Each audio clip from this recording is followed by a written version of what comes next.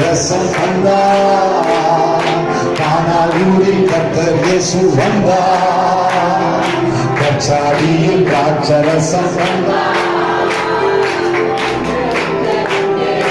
அற்புதங்கள் உண்டு இல்லை இல்லை இல்லை காயம் ஏதும் இல்லை உண்டு உண்டு உண்டு அற்புதங்கள் உண்டு இல்லை இல்லை இல்லை காயம் ஏதும் இல்லை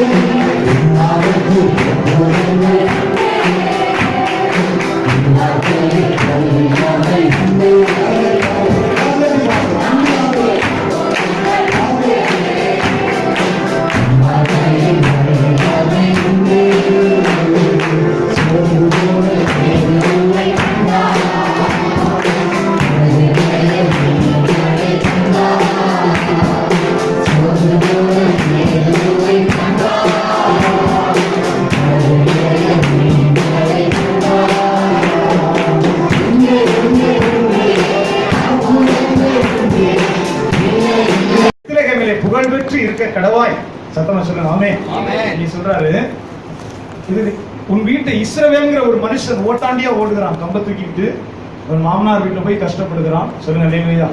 ஆடெல்லாம் மேய்க்கிறான், கர்த்தர் அவனுக்கு ட்ரைனிங் எல்லாம் கொடுக்கிறாரு. ஆனா இஸ்ரவேல் ஜனங்கள் வாழ்த்தும் போது சொல்றாங்க, இஸ்ரவேல் வீட்டை கட்டுவித்தவளாகிய ராகேலை போலவும் லேயாலை போலவும் வாழ்ந்திருக்க செய்வாராக. ஒரு வீட்டுல மனைவி சரியில்லைன்னா அந்த குடும்பம் கிட்டத்தட்ட முடிஞ்சே போயிடும்.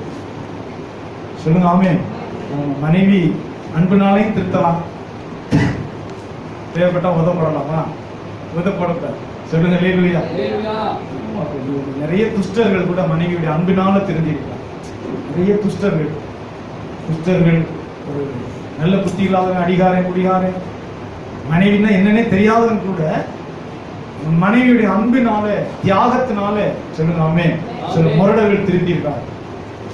அதுல ஒரு பெரிய தேவ மனுஷன் தான் ஸ்மித் விகில்ஸ்வர்த். பெரிய குடிகாரன், அடிகாரன், படிக்காதவன், முரடை. இங்கிலாந்துல குடிகாரன், அடிகாரன், முரடை, ஒண்ணு விளங்காதவன். எங்களுடைய கிராமத்துல சொல்லுவாங்க 3 விளங்காதவன்னு சொல்லுவாங்க. அவனுக்கு எதுவுமே விளங்காது. சாப்பிடணும், குடிக்கணும், அவன் நல்லா மட்டும்தான் தெரியும். அவனுக்கு சுகமா வாழணும், அதான் தெரியும். அவனுக்கு எது தேவையோ அதுதான். அவன் ஒரு முரடன், துராதிருதன். சொல்லுங்க ஆமென். மனைவிக்கு என்ன தேவை, பிள்ளைக்கு என்ன தேவை, மனைவிக்கு உடம்பு ஒழிக்குது, அதெல்லாம் கரப்பட மாட்டான். துஷ்டன், சுயநலக்காரன். ஆனா அவனுடைய மனைவி ஸ்மித் விகில்ஸ்வர்த் அவனுக்கு பேரு. வெள்ளக்காரன்ல நாட்டுல கையை கழுவிட்டு போயிட்டே இருப்பான், தூக்கி வீசிட்டு. அந்த பொண்ணு கிறிஸ்தவ பொண்ணு, ரட்சிக்கப்பட்ட பொண்ணு. எப்படியோ அந்த பேய்கிட்ட மாட்டிடுச்சு. குடியார பேய்கிட்ட மாட்டினதுனால இவனை கலட்டி விட்டுட்டு வேற ஆளை கட்ட முடியாது. சத்தியம் அப்படி ஒத்துக்கிறார். சொல்லுங்க சத்தியம் தான் இஷ்டத்துக்கு போறவன பரலோகத்துக்கு கூட்டி சேர்க்காது. அவள் பொறுமையோடு இருந்தாள், ஜெபம் பண்ணிக்கிட்டு இருந்தா. ஆலயத்துக்கு போனா அழுதாள்.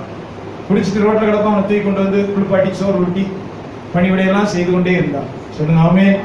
ஒரு நாள் அவளுடைய ஜெபம் கேட்கப்பட்டது. அவனுக்கு புத்தி வந்துச்சு, நம்மளை கழட்டி விடாம வச்சிருக்கிறதே தெய்வ சித்தம்.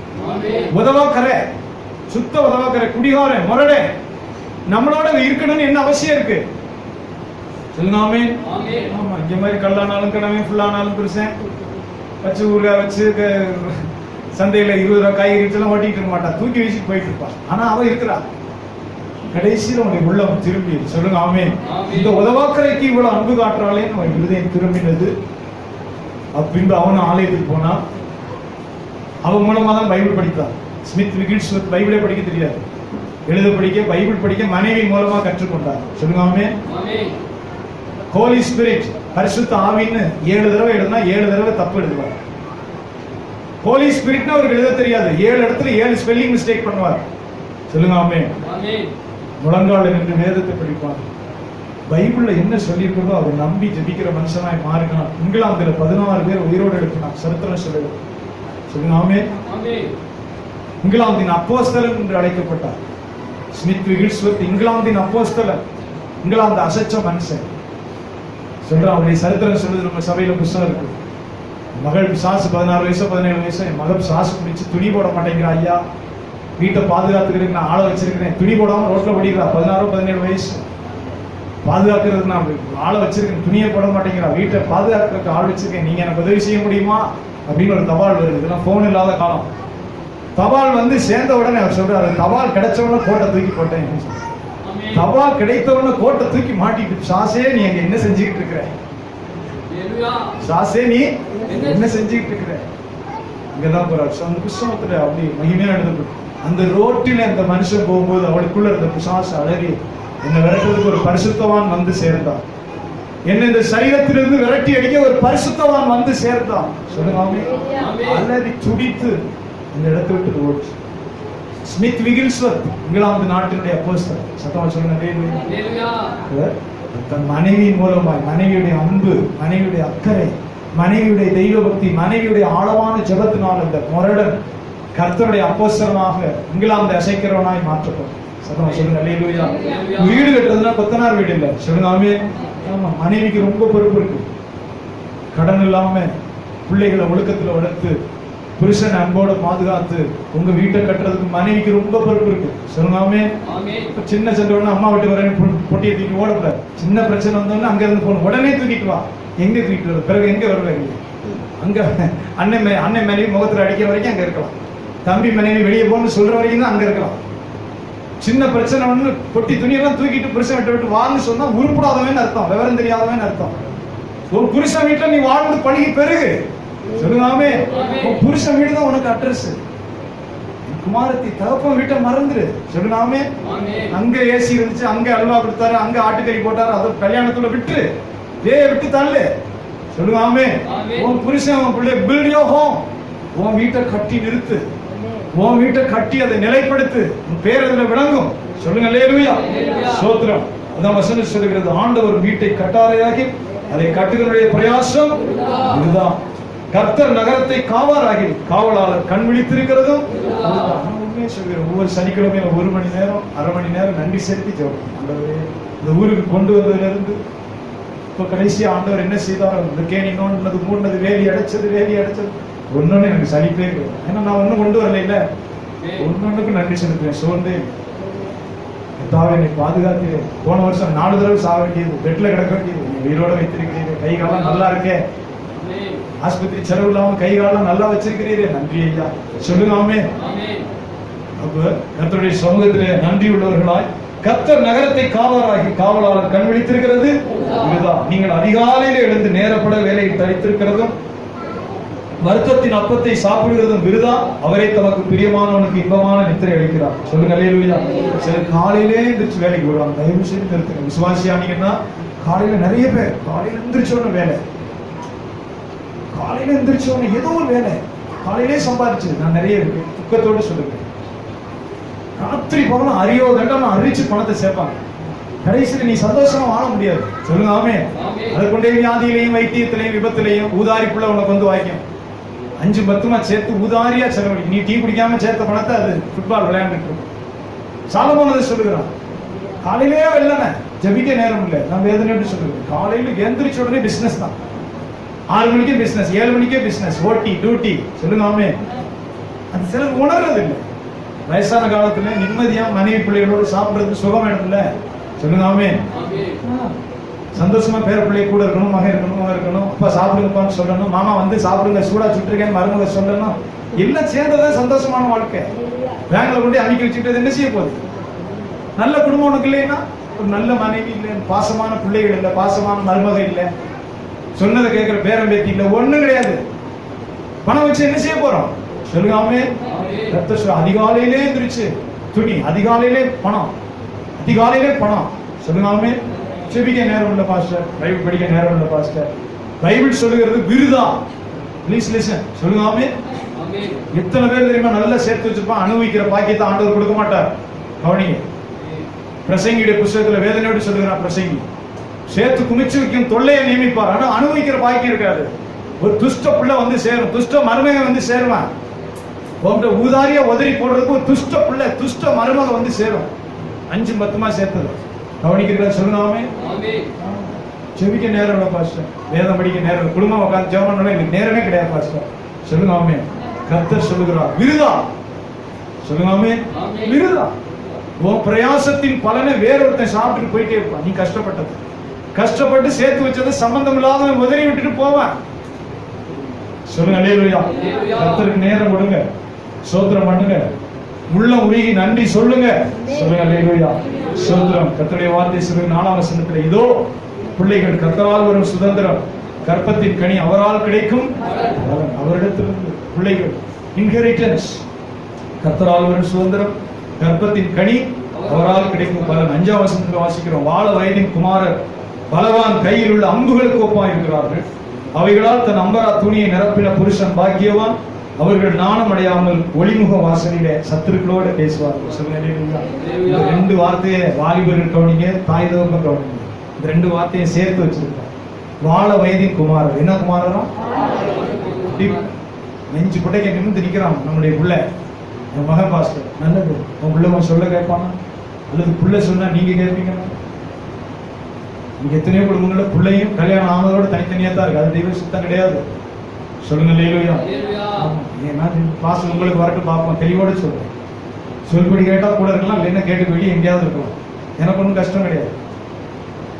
இங்க 2ஐயும் ஆண்டவர் கம்பைன் பண்ணி சொல்றார். வாழ வயதின் குமாரர் பலவான் கையில் உள்ள அம்புகளுக்கு சமானம். சொல்லுங்க.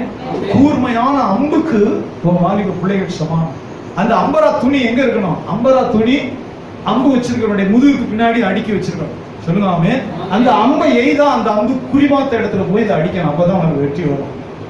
எதை குறிக்கிறது? ஒரு குடும்ப ஒற்றுமையை குறிக்கிறது. சொல்லுங்க ஆமென்.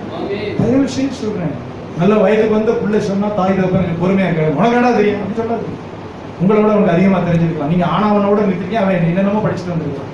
பொறுமையா கேட்க. தோளுக்கு மேல வளர்ந்துருக்கான், நல்லா படிச்சிருக்கான், அப்பா இப்படி செஞ்சா தேவையில்லைன்னு சொன்னா, அப்படியே அப்பா மகனே பாப்போம் அப்படி கேளுங்க. லிசன். சொல்லுங்க ஆமென். அவன் சொல்றது நல்லது இருக்கலாம், கேளுங்க. தகப்பன் சொன்னார்னா மகன் கேளுங்க. நீங்கள் ஒற்றுமையா இருந்தா, 2 பேர் கூடி இருந்தா அதனுடைய பலன் அதிகமா இருக்கும். சொல்லுங்க ஆமென். தேவனுடைய வார்த்தை தெளிவாய் சொல்லுகிறது, வாழ வயதின் குமாரர் பலவானுடைய கையில் இருக்கிற அம்புகளுக்கு ஒப்பாய் இருக்கிறார். கூர்மையான அம்பு, பலமான அம்பு நிறைய இருக்கு, அதை பின்னாடி அடுக்கி வச்சிருக்கிறான் தகப்பன். சொல்லுங்க ஆமென். அம்பை விடவே பின்னாடி அடுக்கி வச்சிருக்கிறான், அதை எடுத்து குறிபார்த்து விடுகிறான், சத்துரு சாய்ந்து போடுது. சொல்லுங்க ஆமென். இந்த அம்பு விடுறவனும் தனித்தனியா இருந்தா பிரயோஜனம் இருக்கானா? இல்ல. அம்பு எங்கிட்ட கிடக்கு, அம்பு எய்கிறவன் சம்பந்தம் இல்லாம இருக்கிறான், அம்புனால பிரயோஜனம் கிடையாது. சொல்லுங்க ஆமென். நீங்க கொடுன்னு வளர்த்த உங்களுடைய பிள்ளை, பணம் போட்டு கஷ்டப்பட்டு படிக்க வச்சு பதவிக்கு கொண்டு போன பிள்ளை உங்களுக்கு உபயோகம் இல்லைன்னா there is no use at all. தாய் தகப்பனை கவனிங்க, தாய் தகப்பனுடைய கஷ்டத்துல பங்கெடுக்க, தாய் தகப்பன் கஷ்டப்பட்டா பணம் கொடுத்து உதவுங்க. சொல்லுங்க அல்லேலூயா. நீங்க நல்லா இருக்கிறதுக்கா உங்களை பெற்று விடல, என் பிள்ளை நல்லா வசதியா வாழணுங்கிறதுக்கா தாய் தகப்பன் பெற்று விடல, தனக்கு உதவி செய்யுங்கிறதுக்காக அந்த பிள்ளையை பெற்றார். Please listen everyone. ஒரு பிள்ளையை பெற்றெடுக்கும் போது இந்த பிள்ளை எனக்கு உதவி செய்வான், எனக்கு ஆறுதலா இருப்பான், என் சுமையை சுமப்பான். சொல்லுங்க ஆமென். எனக்கு ஆறுதலா இருப்பான். கடைசி காலத்துல என் மகன் சொல்றதுக்கு அவன் பெருமைப்படுவான். துண்ட உதவி தோல்ல போட்டு போறது இல்ல பிள்ளை. சொல்லுங்க ஆமென். கேட்டுட்டு போய் கல்யாணம் ஆச்சு நான் போறேன், அதுக்கு இல்ல, நீ செய்ததை உன் பிள்ளை உனக்கு செய்யும். Please listen everyone. சொல்லுங்க ஆமென். ஒரு பிள்ளை வீட்டுல பிறக்கும் போது தாய் தகப்பன் சந்தோஷப்படுறாங்க, எல்லாரும் வந்து சொல்றாங்க ஆம்பளை பிள்ளை பிறந்துருச்சு. எதுக்கு சொல்றாங்க? உனக்கு ஆம்பளை பிள்ளை பிறந்துச்சு. ஏன் சொல்றான்? கடைசி காலம் வரைக்கும் உன்னை பத்திரமா கைவிடாம பார்த்துடுவான், கூட இருப்பான், உதவி செய்வான். உனக்கு முடியாத போது அவன் நான் இருக்கப்பான்னு வந்து நிற்பான். அதுக்குதான் பிள்ளை. சொல்லுவாமே, இந்த சத்தியம் போதிக்கப்படணும். இன்னைக்கு சாஸ்திரம் என்ன சொல்றது? என்ன பாஸ்டர் இவ்வளவு போக கல்யாணம் பண்ணும்போதே பேய்கள் அப்படிதான் கேட்குது, தனியா வந்துருவியா? பொண்ணுகளை தான் சொல்றேன், மேட்ரிமோனியில தான் வருது. அம்மா அப்பா விட்டு தனியா வந்துருவியான்னு தான் சாஸ்திரம் கேட்குது. சொல்லுங்க ஆமென். அது தெய்வ சுத்தம் கிடையாது. தனியா இரு, தகப்பனையும் தாயை விட்டு பிரிந்து தனியா இரு, மனைவியோட அன்பா இரு. தகப்பன் தாயை மறந்துட்டு போன்னு சொல்லுது. சொல்லுங்க ஆமென். இவ்வளவு நாள் உன்னை பெற்று வளர்த்து உருவாக்கி இருக்கிறார். உன்னை குறித்த அபிப்பிராயம், நம்பிக்கை, என் பிள்ளைங்கிற ஒரு இது வச்சிருக்கிறான். சொல்லுங்க amen. Consider them. Consider them. அவன் ரத்தம், அவன் பணம், அவன் லோன் எல்லாம் போட்டு தான் உன்னை மனுஷனை உருவாக்கி வச்சிருக்கேன். மறக்காத, டோன்ட் ஃபர்கெட். சொல்லுங்க அல்லேலூயா. உலகம் பூரா யூடியூப்ல இந்த பிரசங்கம் போகணும், எல்லா சபைக்கும் போகணும். கர்த்தருடைய வேத வாக்கியம் சொல்கிறது, பலவானுடைய அம்புகளுக்கு, சொல்லுங்க ஆமென், வாழ வயதின் புத்திரர் எப்படி இருக்கிறார்களா? வாசிங்க. வாழ வயதின் புத்திரர் பலவானுடைய கையில் இருக்கிற அம்புக்கு சமானம். பலவானுடைய கையில் இருக்கிற அம்புக்கு சமானம். அவைகளால் தன் அம்பரா துணியை நிரப்பின புருஷன் பாக்கியவான். அவர்கள் நாணம் அடையாமல் ஒளிமுக வாசலிலே சத்துருக்களோட. சொல்லுங்க ஆமென். சொல்லுங்க அல்லேலூயா. தகப்பனுக்கு ஒரு 3 பிள்ளை 2 பிள்ளை இருக்குன்னு வைங்களேன். 2 பிள்ளையும் சந்தோஷமா அப்பாவை கவனிக்குது, பேச்ச கேட்குது, கூட்டா இருக்கு, எப்படியோ ஒரு ஒற்றுமையா இருக்கணும்னா அந்த தகப்பனுக்கு பலன் கூட. 2 பையன் கேட்காங்க, ஏதாவது கொஞ்சம் சமாளிப்பான், கேட்பான், நம்ம காப்பாற்றுறான். சொல்லுங்க ஆமென். பைபிள் அதை சொல்லுது. பைபிள் அதை சொல்லுது. கர்த்தருடைய வார்த்தையை நம்ம கற்றுக் கொடுக்கிறோம். அப்ப ஆண்டவருடைய பிள்ளைகள் உங்களுடைய குடும்பத்துல அன்பை விதைங்க. சொல்லுங்க ஆமென். அன்பை விதைங்க. சத்தம் சொல்லுங்க அல்லேலூயா. Consider your family.